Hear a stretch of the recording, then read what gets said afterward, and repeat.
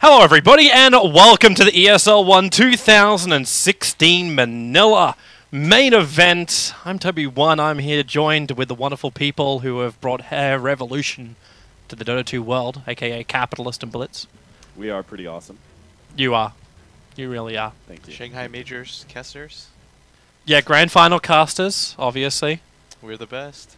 Yeah. We just have Toby as like our third wheel. I'm Toby's kind of used to it at this point. I'm Yeah, like honestly, I'm the old woman. I'm the chaperone to you two. Like, you guys go out, you go have your parties, and I make sure you end up with the nice people at the end of the day. Is that how you justify it? You go out with a group of friends and you're like the third person there. You're like, I'm making sure they don't have too much fun. Yep, that's pretty much it, bro. I'm not allowed to have fun in my old age. I'm meant to be old and cranky. I mean, Toby tries to phrase this in like some other way, but we all know the truth. Toby is on the decline, so he's trying to hop on the Cap and Blitz current hype train, trying to get in on that action. It's not going to happen, Toby. You can't share this. Just dangle on the back of your coattails. That's all it really is. Well, speaking of someone else who knows how to jump on the back of a hype train, we've got the co-chair of Team Liquid. To cast a Team Liquid game. It always works, maybe not so much. And they're going up against Mineski, the home crowd boys, the home advantage guys.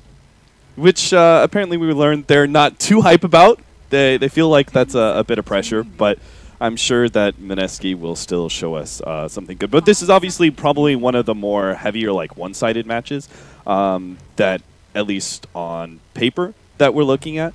Mineski, obviously, they haven't been like the same kind of dominant team at the C region as, say, Fnatic has. Mineski has had some up and down results, while obviously Team Liquid, coming fresh off of the Shanghai Major, was obviously, like, if you want to look at like team stock, say, they obviously raised their stock the highest off of that, and are the most proven team in the current outset after both Secret and EG changed their rosters. So I think Liquid right now, they come in with a lot to prove as well. Like Reserve you said, time. They're one of the teams that didn't swap the rosters at all. It's really typical to have a really good result at a major event and then kind of slack off, but this is definitely an event that they're going to want to prove themselves in. Mineski, they've got the home crowd advantage. They didn't have to travel very far. They get to kind of just relax, and there's not a whole lot of pressure on them. They've got the hometown crowd behind them. You know, they've got to feel at least okay about that. And most importantly, there's just not a lot of pressure on them. We saw them, the last time we saw them was at the Frankfurt Major, and they did pretty well there. Like in the group stage, I think they got first. In the group, or post-group play, they had to play against a lot of hard teams. Like I think they ran into OG and somebody else really strong, but they looked okay. And what I expect here out of them is maybe they pull off something a little bit risky. So far, they've done well for themselves in the draft. I think they took out 2 heroes that Liquid would have liked to have nabbed for themselves, while also picking 2 strong heroes for themselves. Radiant team pick. Witch Doctor for Team Liquid, I think it's probably one of the best supports to zone out the Nature's Prophet, because you have a Bounty Hunter, you know he's going to be roaming around quite a bit, putting pressure on the mid lane, so you need a really strong support to match up against that Nature's Prophet, and this is probably one of the best. But we were kind of talking about before this event, leading into it, how like teams like Mineski would have to do something like really different to throw off teams, because they're like, if you look at just some of their current C qualifier stuff, like it's not actually that off the wall that it's going to throw a team like Liquid off. So maybe this Lich pick is something, you know, different that we're anticipating. Maybe they don't feel confident about their mid matchup, but we'll see some sort of like dual lane mid scenario against the OD. That actually could be the best way at this point to deal with the OD, seeing as many of the better heroes to deal with it have already been banned away. Beastmaster and Doom, I would say, were some of the best non-mid lane heroes to be able to deal with an OD mid lane. He's a bit of a glass cannon hero, so you want to try and target him, focus him down pretty quickly on the onset of a team fight. I think picking Alk here is a little bit strange. Maybe they plan on doing dual lanes, like Lich Alk mid or something against the OD, but I think OD still survives against that. And most importantly, Liquid are going to punish pretty hard the type of lineup that they have. This is a really mobile lineup that probably goes better once the Lone Druid gets Radiance. This game becomes really hard for Mineski to fight directly into them. And we know the Lone Druid's going to have a really good time in his lane because of the fact that we're anticipating Lich to be a dual lane, some sort of dual lane scenario, most likely mid. So we know the other support is going to be Tusk. It's a melee support facing up against a lone druid. I mean, most of the time, just regular dual lanes. Like, most normal dual lanes are not going to be that good at shutting out a lone druid unless it's some sort of really aggressive, like, good kill lineup. But we already know, like, Tusk plus whatever is unlikely to really be able to shut out that hero that well. Unless they pick up, like, some sort of ranged, almost like tempo hero that comes online really quickly and has good kill potential. I just can't think of what that is that would go with the Tusk. I think for Mineski, they needed something that would win the lane. I think that's why the Queen of Pain pick is, or ban, was pretty good, because you can put her against the Lone Druid. She can at least survive, but it depends too, because Liquid have been known to put their Lone Druid in both the safe lane and the off lane. They can Mind Control and Matama Man can switch off. Isn't this just a little concerning though with the Mineski lineup, that everything's a little too defensive if Liquid just want to like slowly farm up their own jungle, even if they need to rotate someone into that? Isn't that just a little too easy for Liquid to do? Hey, I think you can't contest. I think the biggest thing is that Liquid can just run a Mineski right now. The one advantage that Mineski have that I was looking at too is Liquid does lack a little bit in the hard disabled department, or when it comes to these big team fight abilities. I know a lot of people are going to point to the Death Ward, but I don't think this is a spell that has reliable damage. You can't just expect your Witch Doctor to go into a fight and get his ultimate off during the entire duration. And he's not going to have a lot of farm because Bounty's going to not be buying a lot. He's going to be playing mainly for himself. The OD ultimate, pretty long cooldown. Low Druid and Track, not really team fight ability. But so I think Mineski did have the right idea, which was they could run the safe lane Lone Druid and then pick up a nice initiating disabler in Bat Rider that comes online relatively early, that synergizes with certain single target heroes like the OD or pulling it into the Witch Doctor Death Ward. I think that was the best idea, that Liquid could have essentially shored up that small weakness that we see in their draft. Yeah, I'm trying to think right now if there's like one more ban. I mean, Liquid is definitely not a Void team, so that's definitely out of the window. With I think it's okay here though. When you have, I think it's okay, but you have OD Witch Doctor on your team. I think it's alright actually. Yeah, I think it's alright, but I'm saying that I just don't see Liquid picking it. Right? They're not really a Void team. I think when you run OD and Witch Doctor, there's still a decent case for it though. Okay. It's not your first option, but yeah. Yeah, you're alright though. They go for the Tidehunter instead. I know on Dire side too, they don't like it as much. Like if this were Radiant and they had this lineup, then they probably would have gone for Void. Oh, that's okay. The mid Jakiro Lich. We were talking about this. What I wanted to point out when they did the last pick, Bat Rider, is because what Swindle said, right, is what you do to beat heroes like OD, and I remember this all the time now because it was a really good point, is that you mess with his attack animation, or you just make sure that, because he doesn't really have independent nukes, like he relies really heavily on just bursting heroes down with his Arcane Orb, so when you can get rid of that and slow down his attack speed with things like the Liquid Fire, you're in a much better position. So we've seen things like Mid Enchantress be run before. The Bat Rider is obviously like one of the best heroes you could possibly have against the OD. But when it comes to mid lane matchups, the Jakiro is something that we have seen experimented with against the OD, and it hasn't really gone that well. I have been like pretty adamant that I just don't think that this is. Like, obviously some teams have run it in scrims and it seems to work out, but every single time I've seen it in official, it just is not effective enough. It can kind of slow down something, it can get some little mid-game momentum, but it's just not enough. Yeah, I've seen a lot of that early game momentum as well, just pushing into towers. But we'll have ourselves a quick pause just before we do kick into the game. I want to say big apologies out there to everyone. We're going to get the Dota TV audios fixed as fast as possible, but there's no Dota TV audio for game number 1. But we will be here with our live stream hopefully going on absolutely smoothly. So we have a pause so we can quickly check out how everything's going to go. So you boys seem to be pretty much locked into Jakiro Lich mid. No. It looks like the Jakiro's safe lane. So you're gonna okay. So if Jakiro's running safe lane, does this almost bring it back to like BZZ style?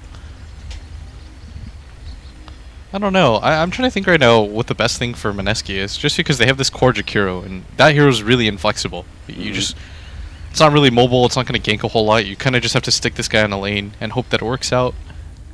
Well, then you still got to look towards like some kind of win condition, right? Like if you got a Jakira this early on, is it early Liquid Fire and just force down buildings, force Liquid to fight into you? But you also said early in the drafting phase that Liquid are stronger because they can just walk straight at them.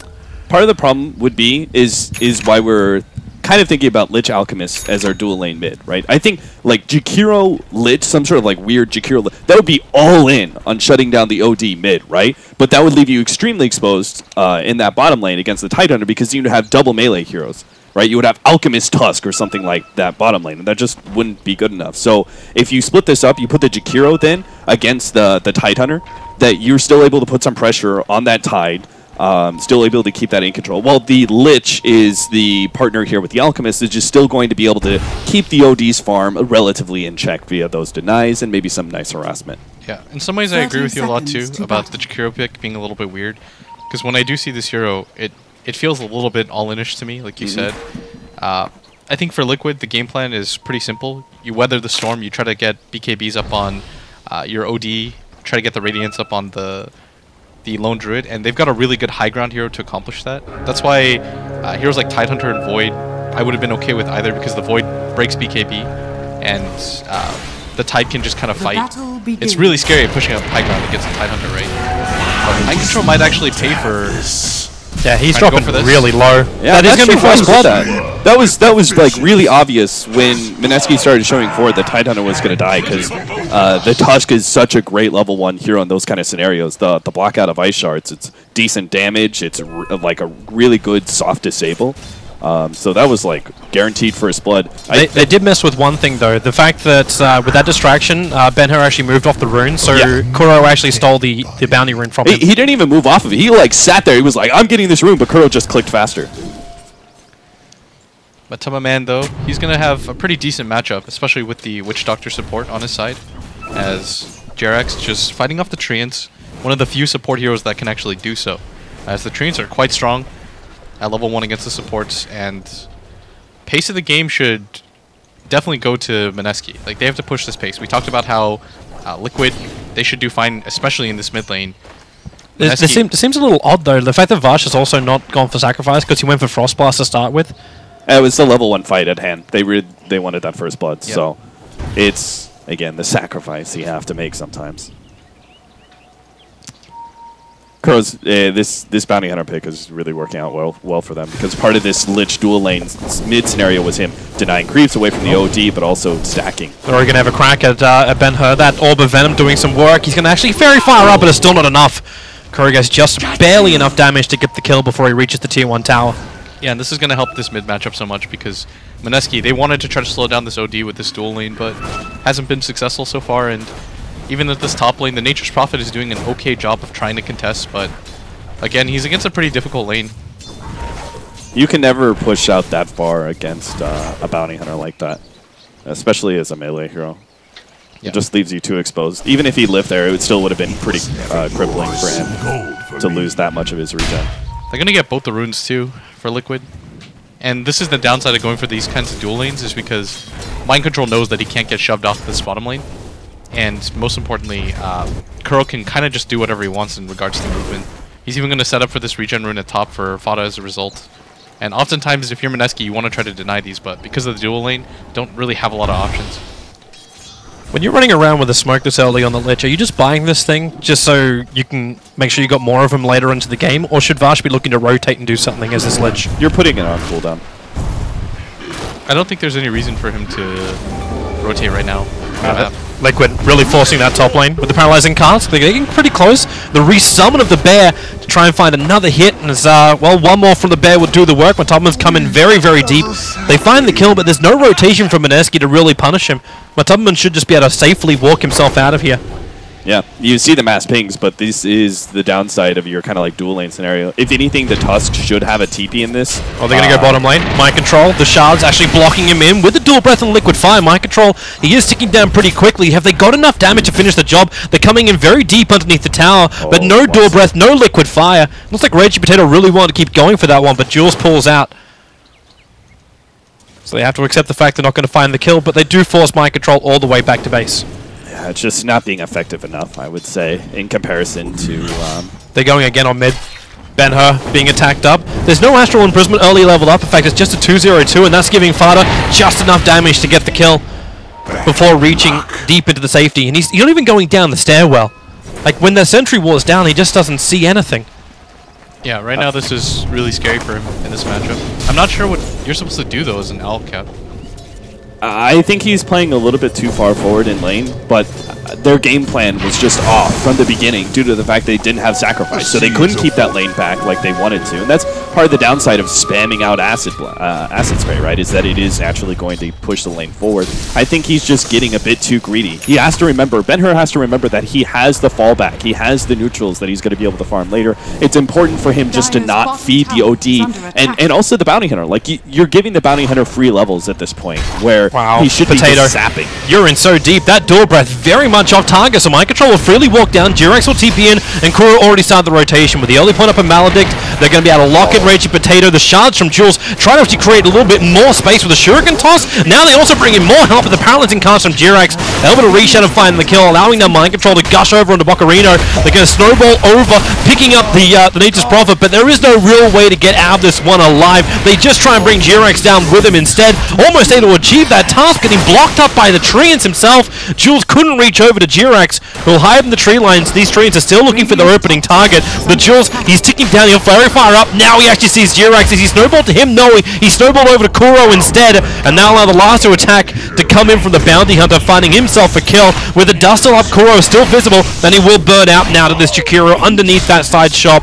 Mind Control should be able to just retreat himself out of this one as well, unless he wants to continue the fight. He doesn't know it, but Jirax is still there. He's a free kill, essentially, if Raging Potato just went for it.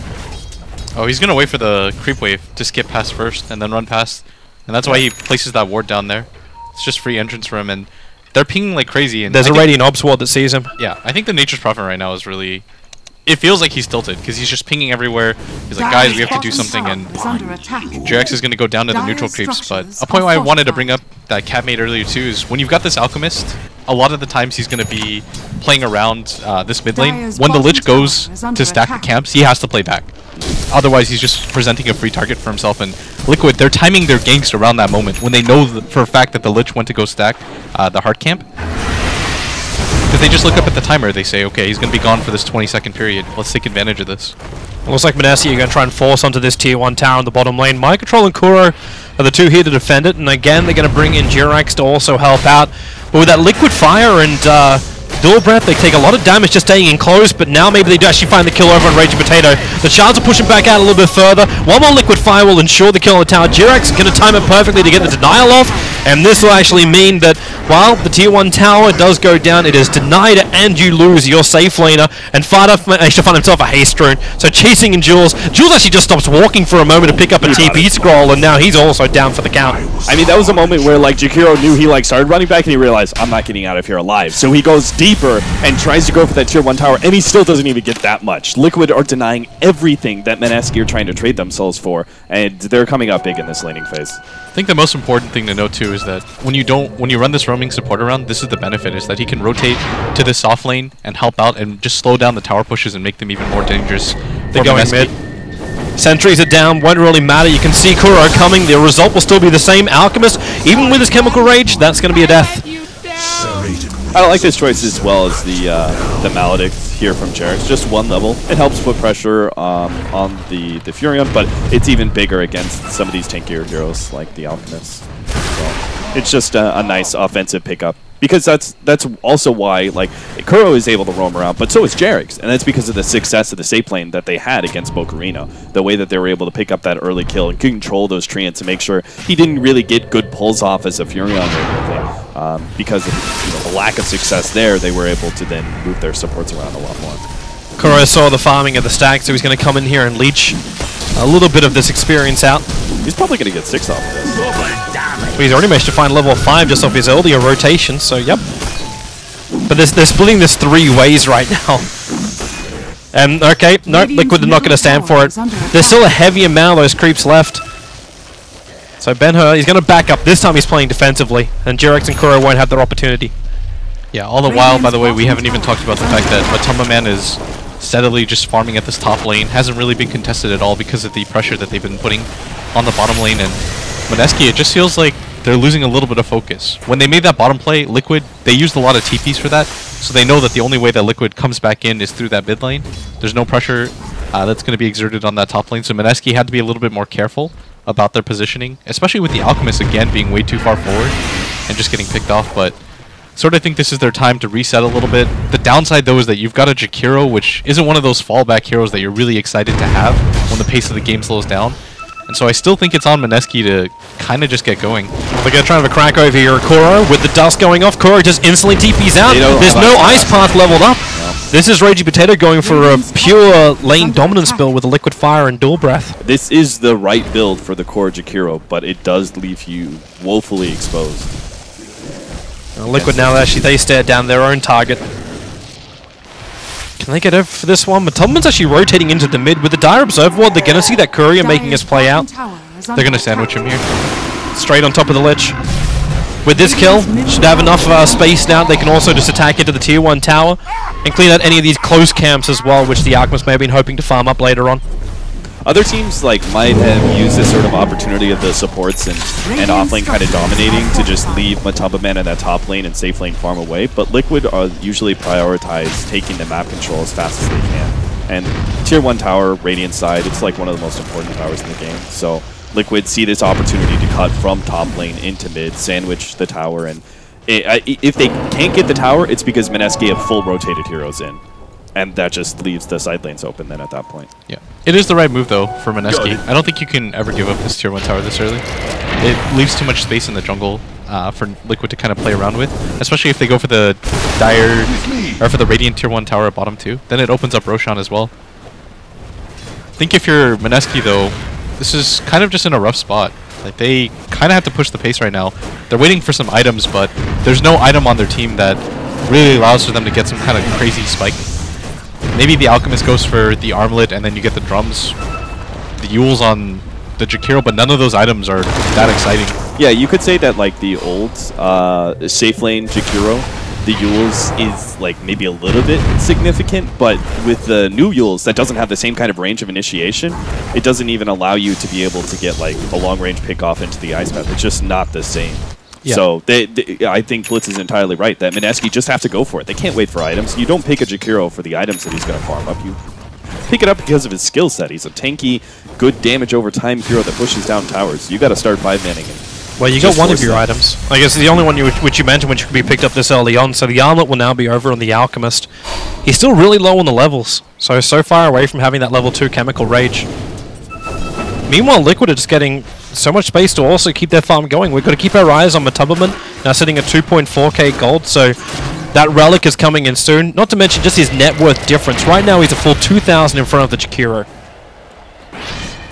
I guess the biggest difference there, though, is just you've got a Midas Lone Druid who's had infinite space, whereas the Jakiro's been repeatedly TP'd on, but Liquid are going to be comfortable with the pace of the game right now. It's been slowed down dramatically. Going for the mid-tier 1 tower, I think, was the right idea, but don't necessarily have to all-in commit for it, just because their lineup is not contingent on taking these early towers.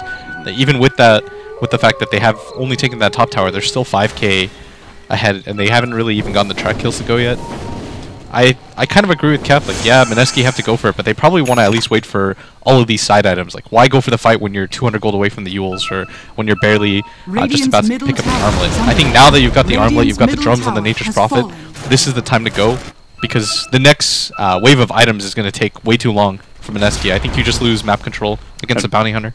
Unfortunately, it just came a bit too late for them to be able to save that Radiant tier 1 tower. The damage had already been kind of done by Liquid with that earlier movement to mid. Maybe they didn't fully commit to take it, and that was the right play by them, but they still did enough damage that Matumbaman just casually cleans it up. Tubman also casually just zoning out Vash from the mid lane.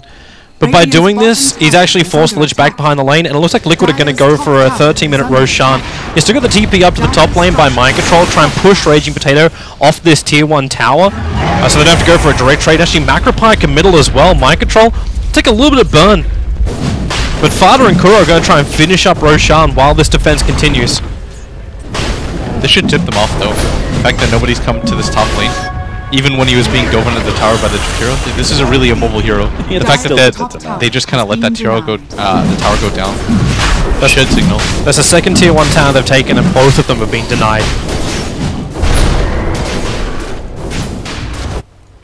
He even tried to use his Ice Path to buy that small little space for the Liquid Fire to tick through it, but it just didn't work.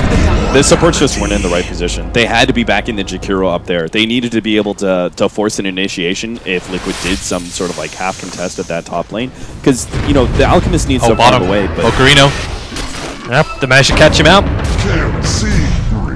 Quick kill, burns a drum charge as well, and with no Nature's Prophet, he was actually starting his TP up to top lane. It looked like Mineski were ready to attack, even though Team Liquid had the Aegis the Immortal. They were preparing to attack into that tier 2 tower, and, well, they're not going to be dissuaded. Raging Potato is still going to get a couple hits off with this Liquid Fire and do as much as he can. Yeah, this OD's just looking around right now to see if he has any opportunities, but Mineski, they want to dodge the fight wherever they can. They're trying to drag Liquid back up here and get them to play on their terms. The benefit of having that Nature's Prophet is normally he can push out that bottom lane and they can apply pressure in 2 spots on the map at once and maybe even get control of Liquid's jungle, but Liquid catching out the Nature's Prophet is going to stop this a little bit, and this top tier 2 tower, they've got to make the decision to go for it right now. Yep, and they're going to. Treants it down, but Paralyzing Cask and Anchor Smash. They made the decision to go, and now they're actually bailing out. With the Prophet TPing top, they force at least the movement from Liquid. But now it leaves Raging Potato on the bottom lane. Yeah, that's what I meant, by the way. That Mineski should just, or Liquid should go, because you shouldn't let this tower tick down so much. But by showing on this top side of the map, it's going to allow Raging Potato to take some space here at bottom. The problem, though, Toby, is I don't really know what this does. Like, what does a Jakiro do with space? Yeah, it's all right, guys. Time to find the next item. Build that veil. If that were like an Ember, I'd be like, that's fantastic. They just created 2 spots on the map, but at bottom, he's just going to get gone on by the OD. And he's going to run into the tree lines, but he can't make the Fog of War in time, and Matoma's now arrived with that fresh Radiance on his bear. So Raging Potato into the trees, no TP for 23 seconds, and no friends coming to help him out either. So he'll end up going down. He'll Ice Path once more, at least catching out 3, but the Orb attacks just do so much work, and you're going to lose your Tuskar in the top river. He snowballed to buy a little bit of time, but Jules will also take the fall. We're 2-13 on the board. Team Liquid looking amazing, and they're looking to actually push even further with Trax now kicking in. All of these kills are working so much better for Team Liquid, and even the long-range Paralyzing Cask. Luckily for Vash, it won't bounce to him, but Fada just triggers Drum Charge. He's got himself an Aegis the Immortal, so he blinks aggressively in. That ulti brings Vash to 10 HP. That just barely not enough to find the kill.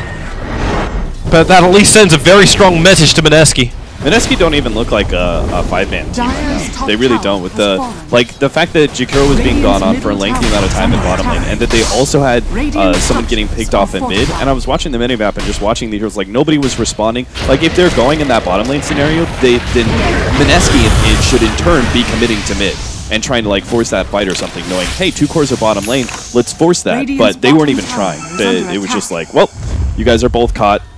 Oh well, we're just going to keep farming jungle. Mineski also just smoked under an Observer Ward just to add insult to injury at the moment. And what do they even go for? Like, killing off the bear is almost an impossible task at the moment, but Kura coming in very close. The smoke isn't going to break, but yeah, when you're tracked up, now the Drum Charge triggers. Fada's going to come in from the side, and who's his primary target? He just goes on top of the Lich. You've already lost an Nature's Prophet further down south as Kura keeps these tracks in. Is there an entangle? Tuskar still keeps the run going. Now that Lich Holder going to start bouncing around. Kura can be careful. He's going to drop low. But then the creep wave just starts to soak up more. But it's Raging Potato who finally gets something back. Slipping in through the rear. He may not be able to survive this. He Liquid Fire. He doesn't have Dual Breath. He Macro Pies as much damage you can find on top of Fada, who doesn't care. Remember, he's still got the Aegis the Immortal. So Raging Potato, your #1 position. He'll burn an Aegis the Immortal, and the cost of it is his life. While Matomaman is just on objective-based gaming. Tier 2 tower belongs to him. 2 things I really want to point out about this game that, for me anyways, usually signifies how a game is going is, 1, if the threat of the Tidehunter ultimate alone makes you dodge every single fight, the fact that he hasn't casted it, like I haven't seen him cast it, that usually means that your team is just like not interested. They know that they're that far behind, that they don't even want to risk that. But Liquid are just playing off of that because they know that they don't want a team fight, they don't want to get into a full 5-man engagement, so the Tide just continues to farm during this time period. And this is the correct response by him too. Secondly, I mean, Liquid just have all the space in the world. They've taken control of this bottom tier, tier 2 area. They've got the jungle on lock. Fada's just doing whatever he wants in this game. And Liquid aren't even really playing so much as a team as they are just kind of hunting. Yeah. To add on to Blitz's first point, the reason that, like, there are some scenarios where, like, just dodging the Tidehunter and stuff is, like, obviously the right play, but it oftentimes means you have better late game. But in this sort of scenario, we're anticipating that this kind of strategy is going to be trying to fight Liquid, and yet, 12 minutes in, they were scared of a Tidehunter. That just tells you how bad the laning phase really went. Yeah. Something I want to point out, too, is that what's naturally hard against playing against the Lone Druid is if you don't have immediate mech carriers against the Lone Druid Radiance, your team just can't survive. Like, everybody has like 1,000 HP on the side of Mineski. What are they supposed to do in these big team fights? They found Kuro. This is at least the first break they're really going to get. Kuro was the only one to die previously. Looks like he's going to die again. Kuro will find that kill. He walked underneath the sentry wall, but broke their smoke gang. Bottom, they might get something going. Oh, yeah, Fada. There's your imprisonment, but he's locked inside the Sprout. No way to cut himself free. Can't blink himself away. But Matopman's coming in, and mind control. That Ice Path actually stops him from blinking forward to going into the Ravage, but now nothing stops him. He goes in. Here's practically all of Mineski, apart from Ben-Hur, who has to turn around for this concoction. He's waiting the longest amount of time to do it. But unfortunately, he's just lost his teammate while it happens.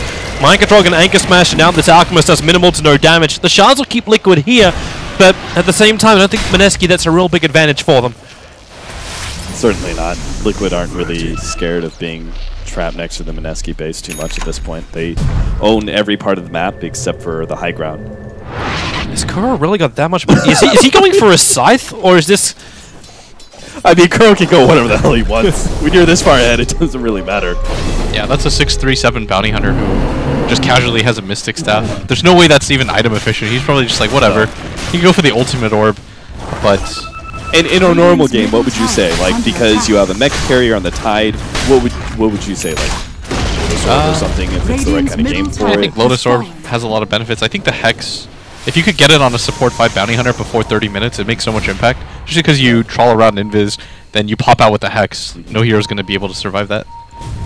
And at top, they know for a fact that there's no Tide Ravage and there's no OD ult. This might actually be the only time period where Mineski's going to be able to fight, but... Their only issue is they're being pushed on all the other side lanes. That bottom tower's at 7 HP. Like, Matopman just leaves it there, so Mineski have to keep some level of player down here, or they deny the tower. Yeah, meanwhile, the tier 2, okay, there's your imprisonment. They're going after the snowballed up Tusker and dragging back underneath its own tier 2 tower. But Jules, with the Ice Path, hits by control. He'll get the X-Smash off. That's a nice death wall from Jirax. He'll end up going down thanks to the Lich Ultimate. A Raging Potato on the run out of here. A Yule Scepter will save him from that one last orb that came out from Fada. The Fada splints forward. You can't escape. This team is just so good on positioning, and Matopman has now finished off the bottom racks practically by himself, while the rest of Mineski were distracted on the top lane. I sort of think Mineski should have just all in for that top fight. They knew there was no Ravage, there was no OD Ultimate, there's no Aegis, the Lone Druid isn't even there. If you can't win at that point, then you're not really fighting to stay in this game anymore. And they lost their bottom racks, they lost that top fight, which was really huge for them. And it's a Shivas and an Assault Cuirass. Okay, so they're just going for the ultimate, armor increases that allows them to have sustain to push high ground and end this game. They've got Vlad's too. I don't think I've seen a Shiva's bounty hunter before. Especially as your first major item. Fada playing around with Bocarino, throws the ulti down. The one-shots will keep him alive, and Jules, well, will be the sacrificial lamb as Jakiro tries to run in, gets entangled. The Ravage will hit, and this may be the final nail in the coffin here for Mineski. They've lost so much, and they're going to tap it out. Game number 1 of this best of 3 will be going the way of Team Liquid, taking it just under 23 minutes. The damn Liquid, they are rolling in the dough. We're really seeing the danger of these kind of lineups. The reason that we talk about Jakiro as being kind of an all-in hero, you can really see it here. Liquid just had to make sure that they did really well in the first 10 minutes of the game, and it was over. Like, it really was. Everything that we casted from then on out was just kind of like extremely low percentage chance of Mineski maybe getting themselves back into the game. But it just wasn't going to happen. Their strategy was never meant to be this far behind. It was never meant to be a scenario where you had to commit 2 heroes to stop a Lone Druid from pushing.